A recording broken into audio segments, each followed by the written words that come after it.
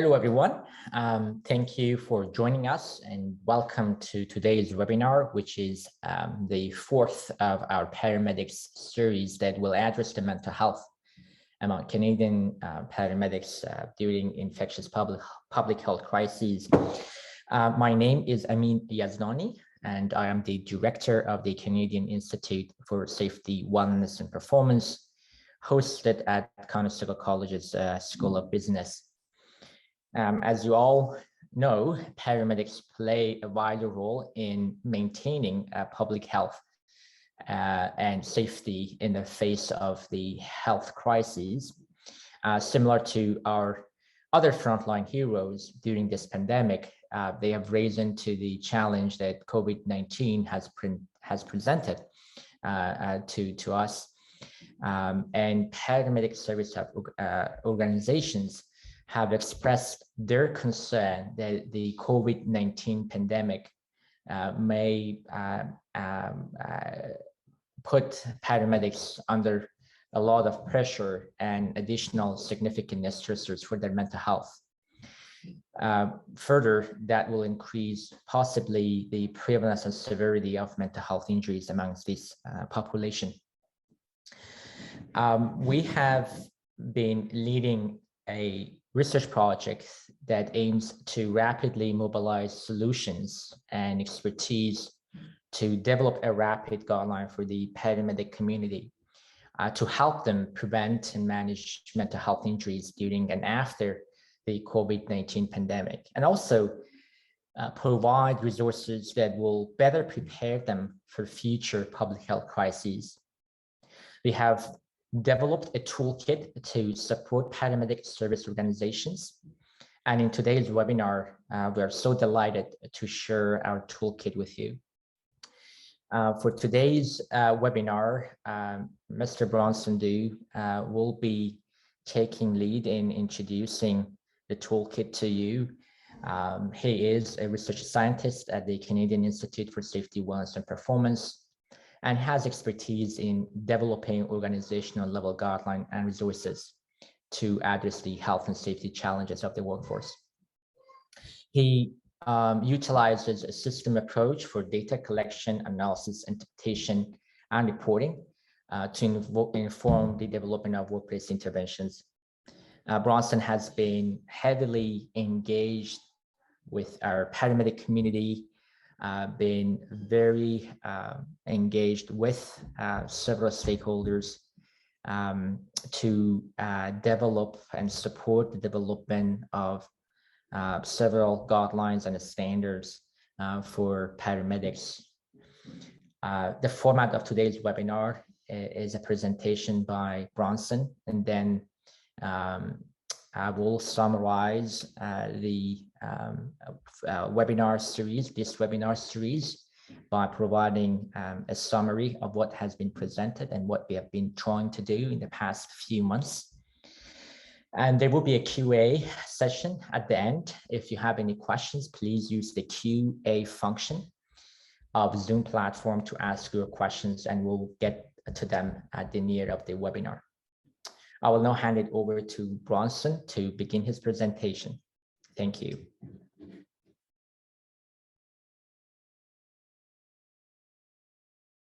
Okay, Bronson, I think you're muted. Great. Yep. Thanks, Amin. And good afternoon, everyone. Very excited to be here today to be giving the fourth and final webinar of this four-part webinar series on supporting paramedics during infectious public health crises. So far in our previous webinars, we presented some of the research findings that were used to inform the development of our new paramedic specific guideline for addressing OSI during infectious public health crises. And in the last webinar, we launched this guideline by discussing the 10 core elements of the guideline and then giving the audience a stroll through tour of the document. And if you attended that last webinar, a PDF of the guideline should have been sent your way via email last Monday. But don't worry if you haven't gotten it yet. At the end of the webinar, Dr. Yazdani will show you how to access all of our publications, including this guideline, along with any complementary material that I will be sharing with you today. So in this final webinar, I'd like to take a deeper dive into the 10 key organizational elements of this guideline and talk about specific strategies to support organizational readiness for supporting and protecting the mental health of paramedics moving forwards from this pandemic and in preparation for future infectious public health crises. And so we're going to do this using an organizational self-reflection tool that we have developed to be used in conjunction with the guideline. On the agenda for today, we will begin with a background for the project, as we usually do, along with a recap of the research that's been presented in the previous webinars. Then I'll dive right into the contents of the organizational self-reflection tool. I'll provide a tour and demonstration of this tool. And I'll also provide a preview of a quick start version of this guide that we have created as well. All right, so let's begin. All right, so let's start with how did we get here? What set us on this journey to developing a guideline to support paramedic service organizations in addressing OSI during infectious public health crises? Well, for the past 5 years, our research team has been working closely with the Canadian paramedic community on various projects to support paramedic services in improving performance, health, safety, and well-being. And we've been involved in the development of standards for ergonomic ambulance design, fatigue risk management for first responders, as well as a work disability management standard for paramedics, with a specific focus on paramedics with OSI, or operational stress injuries. And through all the research and development, we recognize that amongst other things, OSI is a significant problem amongst paramedics. And in the table presented here, you can see that almost half of paramedics in Canada screened positive for at least one mental disorder. And what's also important to note here is that depression and anxiety are actually more prevalent amongst this population than PTSD. And so it's really a broad range of mental health conditions that should be considered. It's not just PTSD that's of concern amongst this population. And so for our presentation, for all of our presentations, we refer to this broad range of mental health conditions as operational stress injuries, or OSI. So this OSI term, it's a very broad term, and it's inclusive of clinically diagnosable mental disorders. So those are things like anxiety disorders, depressive disorders, or post-traumatic stress disorders. But it also includes conditions that might not fit a diagnostic criteria in, say, the DSM-5. But it still interferes with daily functioning. So these are things like moral injury or compassion fatigue. And we also use this term OSI to help reduce the stigma that's associated with terms like disorders and conditions. It's also important to keep in mind here that OSIs not only affect the individuals themselves, but also the communities, friends, families, coworkers, their work, the paramedics' work capacity, as well as the organization's ability to provide responsive and quality care. So there's a lot of downstream effects of OSI as well. So lots of reasons for addressing OSI. All right, so we see that OSI rates are high amongst paramedics, but when we consider the unique role and the occupational stressors that's associated with paramedic work, the high rates of OSI, it's really not that surprising. Paramedics work at the intersect of emergency response and healthcare. So they're similar to firefighters and police in that they respond to 911 calls in the community, but they're also similar to nurses and doctors in that they provide medical care. So inherent to the work is tending to medical calls in the community. And some of these can be exciting and manageable, but others can be really frustratingly non-urgent or strenuous and psychologically traumatic. And we do know through a lot of research that the association between exposures to psychologically traumatic events and the development of OSI, that's been pretty well established. Unfortunately, tending to these types of events, these traumatic events, are part of the job and really are unavoidable. But there are other modifiable stressors of the job that has also been shown to be significantly and independently associated with OSI amongst paramedics. So these stressors include things like finding time to stay in good physical condition, fatigue from shift work and overtime, staffing shortages, inconsistent leadership style, lack of resources, and bureaucratic red tape. And according to a national survey of Canadian public safety personnel, which included paramedics, these operational and organizational stressors might even play a larger role than exposures to potentially psychologically traumatic events. And so the silver lining here is that these factors are not fixed, they can be modified. And I should also note that despite all the occupational stressors that's associated with the job, putting paramedics at risk for OSI, the job can also be very fulfilling. And one of the challenges that a pandemic brings is that it really exacerbates these occupational stressors and even add on new ones. And if the organization is not prepared to deal with it, and then obviously this would increase the risk of paramedics' risk for OSI. So yeah, anyway, recognition of these modifiable organizational level risk factors mean that there are things that organizations can do to reduce the risks and impacts of OSI.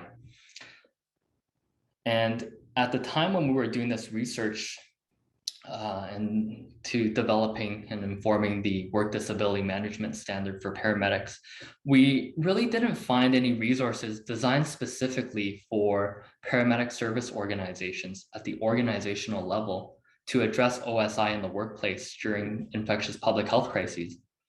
And I mean, there were a lot of individual self-care and stress management guides, and most of them were mainly designed for hospital healthcare workers.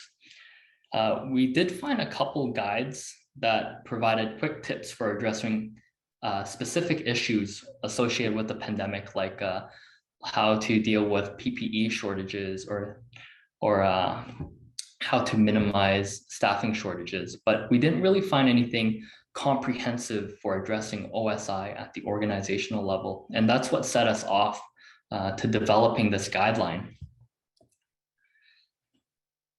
So in developing this guideline, there were really 4 pieces of research that went into it. 2 were conducted before the COVID-19 pandemic during regular operations, and 2 after the onset of the pandemic, which were more pandemic focused. And so in the first study, the environmental scan, we identified the value as well as any recommended practices and barriers to implementation for numerous organizational level programs that could be used for the primary prevention, early detection and intervention, and the disability management of OSI and paramedic service organizations. We also conducted key informant interviews with the Canadian paramedic community. And we did that to better understand their experiences and perspectives on the existing organizational-wide initiatives for reducing the risk and impacts of OSI. And from that study, from these interviews, we identified some of the key organizational elements that were desired by our key informants for addressing OSI in paramedic service organizations. And these key elements would form the basis of our guideline. Again, these 2 studies were done before the COVID-19 pandemic during regular operations. And once the COVID-19 pandemic hit, we reviewed the scientific literature on the mental health of paramedics during infectious disease outbreaks. And we conducted more key informant interviews to gain insight into the experiences of paramedics and their organizational leaders in responding to the pandemic. And from those studies, we were able to better understand how infectious disease outbreaks impacted paramedic work. And we identified additional organizational strategies to address OSI under such conditions. And so that's a very brief summary of the 4 pieces of research that was used to inform this guideline. We have gone through all these studies in more detail in our previous webinars. And so if you would like to revisit any of those webinars, they are posted up on our YouTube channel. So yeah, from the 4 studies, we collected hundreds and hundreds of pages of data related to the context, stressors, and mitigation strategies associated with paramedic work, both during regular operations and during infectious public health crises. And with all that data, we established a framework of 10 key organizational elements for the guideline that and these 10 key elements would encapsulate all the recommended practices and mitigation strategies that we've identified. So after getting a draft of the guideline together, we did share it with researchers, clinical psychologists, paramedics, organizational leaders, and worker representatives as a part of our stakeholder review process. And overall, our stakeholders shared very positive feedback about the guideline. They said it was very applicable and action-oriented for paramedic service organizations, and that it does a good job pulling everything together and organizing it into one comprehensive and easy-to-read package. They also said that it was very applicable during regular operations as well, so not only during infectious public health crises. So it's something that can be used at any time. But in addition to the guideline, many of our stakeholders wanted a tool as well, kind of like a checklist to help organizations visually gauge how they were doing in terms of addressing OSI in the workplace. And so based on feedback from our stakeholders, we created an organizational self-reflection tool and a quick start guide that I'll further discuss later on in the webinar. But that's for a little later. I just want to give a brief overview of what the guideline looks like first. So here are the 10 organizational elements which serve as a foundation for the guideline. And we framed each one as a verb to try and keep it as action orientated as possible. So we got commit to cultivating a psychologically safe and healthy workplace. Communicate, provide clear and consistent communication, educate, relieve, identify, and so on. So we got 10 elements here. And let's be real here, nothing here is groundbreaking. A lot of these elements are things that we already know. And this document really just pulls everything together into one place. But what makes this unique is that within each of the elements, we provide a brief description about the importance of each element as it relates to paramedics. And then we provide some paramedic specific tips to support each of these elements. And so all in all, the guideline is about 16 pages on double spread. And this is one example page of the guideline. So this one is for the element monitor, detect early signs and symptoms of OSI. And here you can see on the top left, there's a brief description about the importance of detecting early signs and symptoms of OSI in the workplace. And that's mainly because not all OSIs develop immediately after a traumatic event. They can occur long after an incident, They can occur from other events that may be personal to the medic, or from cumulative or chronic operational and organizational stress. And so it's going to be important for organizations to have a work culture that is conducive of self-reporting, and that staff are appropriately trained to recognize early signs and symptoms of OSI, because these types of OSI develop over time and are often not detected unless it's self-reported or detected through behavioral or performance changes. So we talk a little bit about the importance of each element. And then in the yellow boxes, we provide tips on how to do it. So things like, I'll just read a couple. Things like encourage workers to report early signs and symptoms of OSI and remind them of the non-punitive policies. Another one might be monitor changes in workers' behaviors to ensure timely intervention. And pay, with a note that says, pay particular attention to workers who may be vulnerable during the infectious public health crises. So these could be people who have had pre-existing OSIs as well. From talking through our interviews there, the COVID-19 pandemic has re-triggered a lot of OSIs that was related to the SARS epidemic back in 2003. Also, in the guide, you might find tables and footnotes for additional resources. And on the right-hand side is a table where we provide tips for overcoming the common barriers for self-reporting and seeking support. So an example of a barrier might be mental health professionals lack occupational awareness and contextual knowledge in paramedic services. And so we provided tips like provide workers with a mental health referral network of professionals that are knowledgeable in paramedic services, or provide train the trainer programs or informational packages to provide contextual and real world examples to mental health professionals to further familiarize them with the complexity of paramedic work and culture.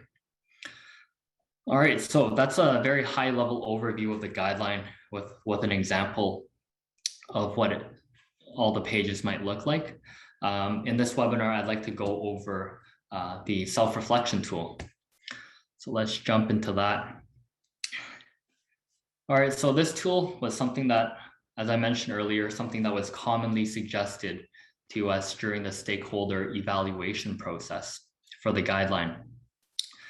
Many wanted a tool to complement the guideline so that organizations can visually gauge how they're doing in terms of addressing OSI and help them identify strengths and areas of improvement. And so the idea was to have a tool where organizations can document all of their mental health related activities that they could share with others in the organization, as well as to help guide their decision-making process in terms of resource allocation and training, things like that. So they wanted a tool to kind of say, all right, these are all the things that we've done to support our workforce during the COVID-19 pandemic. And this is how we will prepare and respond if another one does emerge. So that's how this organizational self-reflection tool came about. And this is actually really good timing because some organizations are starting to take a step back and look at all the things that they have done to support their workers during this pandemic and try and figure out what initiatives should be added, what initiatives should stay, be modified, or continue or discontinued moving forwards. All right, so that's a little bit about the organizational self-reflection tool. First, it's not an assessment or a compliance tool. It's designed as a reflection tool. And again, it's designed to help organizations identify any strengths and areas of improvement for addressing OSI during infectious public health crises, and in the tool, it lists all the evidence-informed recommendations based on the 10 organizational elements that's found in the guideline. And you can use you can probably get a lot from just using this self-reflection tool, but it's really designed to be used in conjunction with the guideline. All right, so again, we talked about how all the items of this tool are based on the tips presented in the guideline, but developing this tool wasn't as simple as putting all the tips into a checklist format. As I mentioned in all of our webinars, addressing OSI in the workplace does require a integrated, a coordinated, and continuous approach.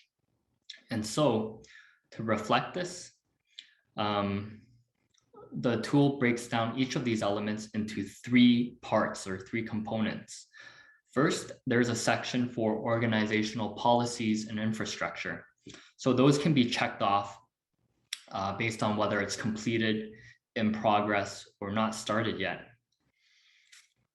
But in the guideline, there's also tips that should be practiced on an ongoing basis. It's not something that you can just check off and say, all right, we're done. We can look at that in another year. These are things like some examples might be taking OSI related reports seriously, or having organizational leaders role model good stress management and empathy. And so these types of items, we ask the end user of this document, how often are these things put into practice? So it can be always, most of the time, sometimes, rarely, and never. For all of these items, obviously, organizations should strive towards being in the green boxes. But again, this is not a standard or a regulation. So it's okay if you don't have everything in the green. It just means that it's something that the organization might want to consider and focus on moving forwards. The third types of questions, or the third type of box that we have is that we provide a section that you can check off for any specific initiatives or programs that were available during the infectious public health crises.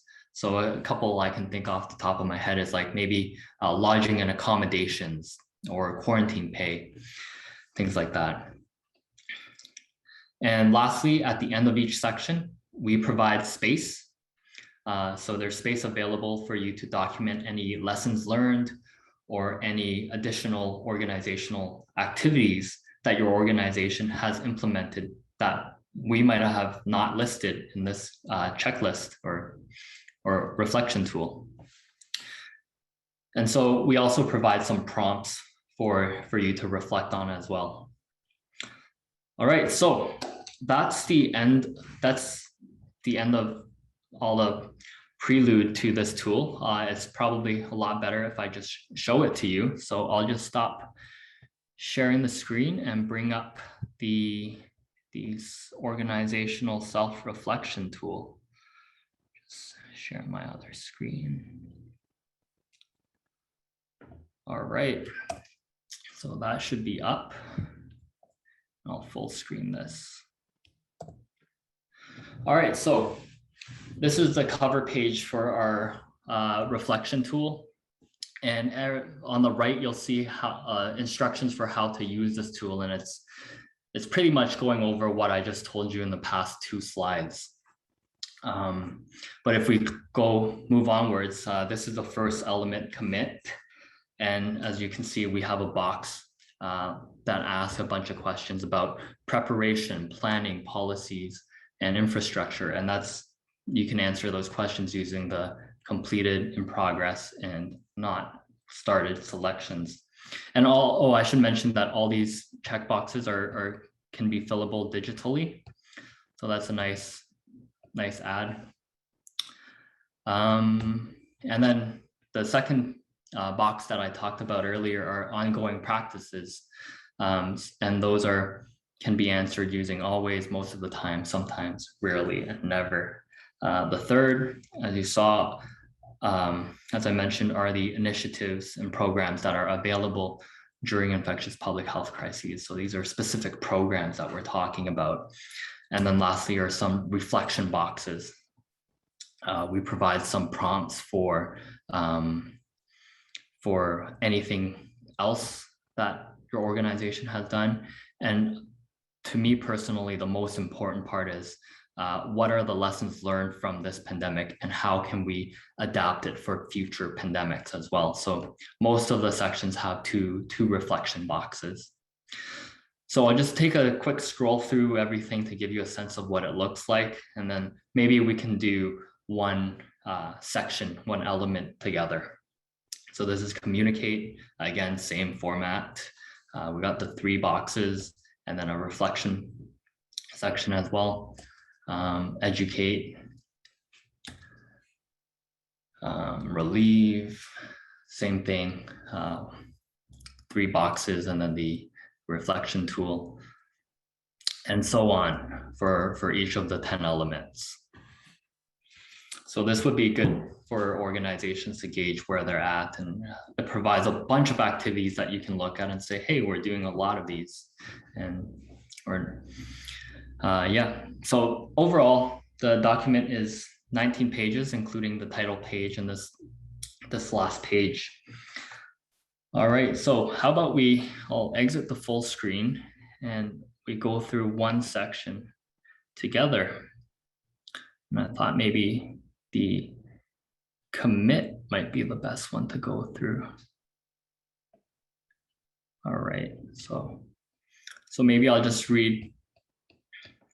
ask out loud the first couple questions and I'll give some time for you to reflect on whether it's completed or not, or in progress. All right, so commit.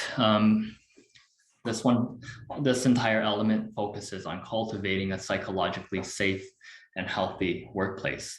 And so one of the first things that we do recommend is establishing an organizational policy to foster a supportive workplace and to address OSI. So has your organization developed a policy for OSI? And if your organization has the policy been developed in collaboration with workers and worker representatives? Has it been reviewed and updated in planned intervals, i.e. every year, or e.g. every year, or every semi-annually? If your organization has a policy, has it been reviewed at the onset of the public health crisis? Does the policy follow a supportive, non-punitive, and non-stigmatizing approach? And for the last point, has your organization established policies, programs, and processes to ensure confidentiality? So that's for the preparation, planning, policy, and infrastructure boxes. We also have ongoing organizational practices. And so I'll maybe, this one's a bit longer, so maybe I'll just go through the first 5. So does your organization consider the organizational policy for OSI in decision making? So is that policy being applied and integrated into the decision making processes? Always, most of the time, sometimes, rarely, and never. Does the organization provide updates on their efforts to reduce stigma and raise awareness in mental health or OSI?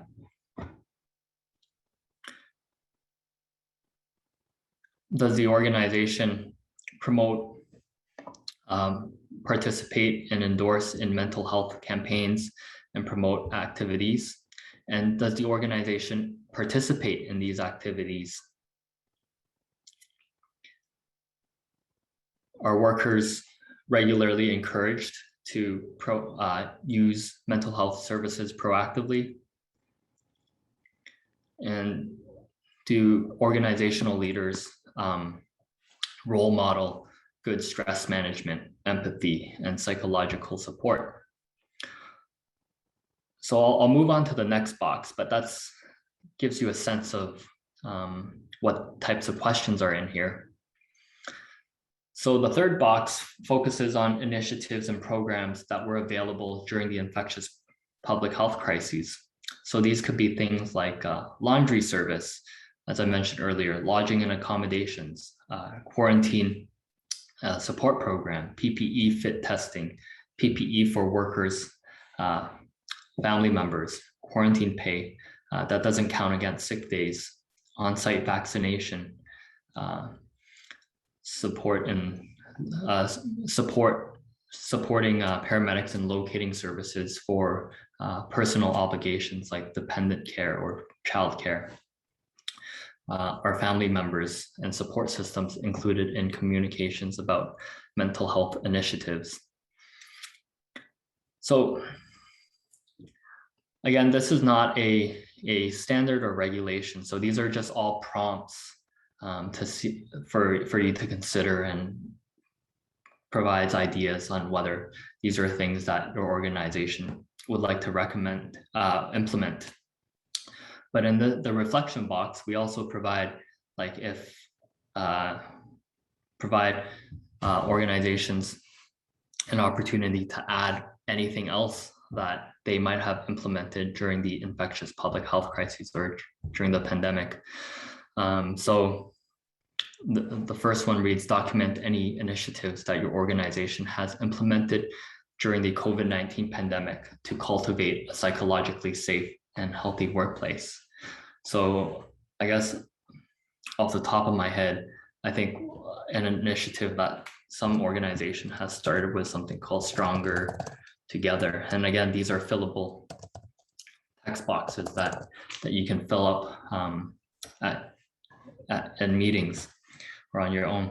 And then the last one, again, my personal favorite, and I think it's the most important, is documenting any lessons learned from the COVID-19 that could be adapted for the next infectious public health crises. All right, so that's just a sample of one of these elements or in this self-reflection tool. So we do provide the similar things for each of the elements. And so it might be a good idea for organizational leaders and workers to kind of fill them out themselves and see if there's any gaps between perceptions, or this might be a good tool to bring to the discussion table to consider any new ideas that your organization might want to try to implement. So that's a tour of this organizational self-reflection tool. I'll just jump back to the main presentation.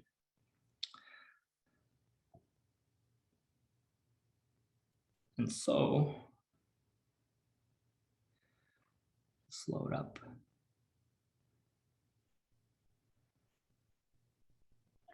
All right, so that's the self-reflection tool. We also developed a quick start guide.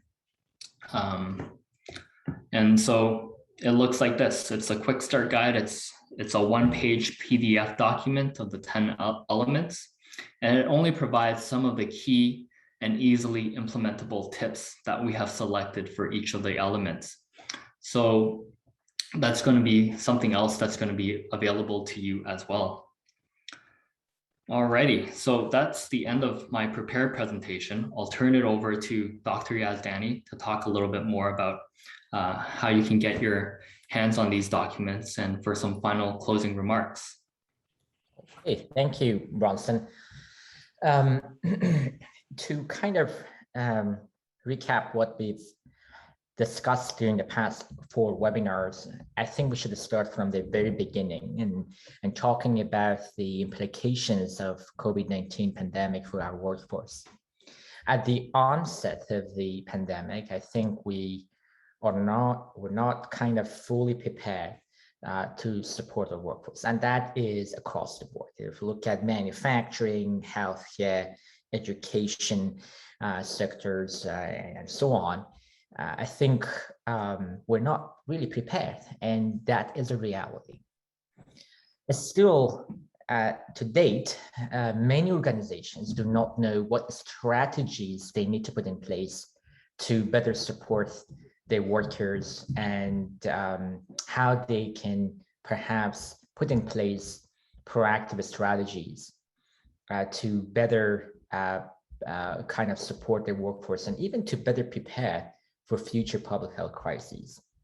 I think every day in the news, you hear about work from home, and these banks and these big tech companies and these educational institutes and these so-called leaders in terms of technology are trying to put in place strategies for work from home to better support not only the productivity and performance of the workforce, or better, I would say, address the health needs of the workforce.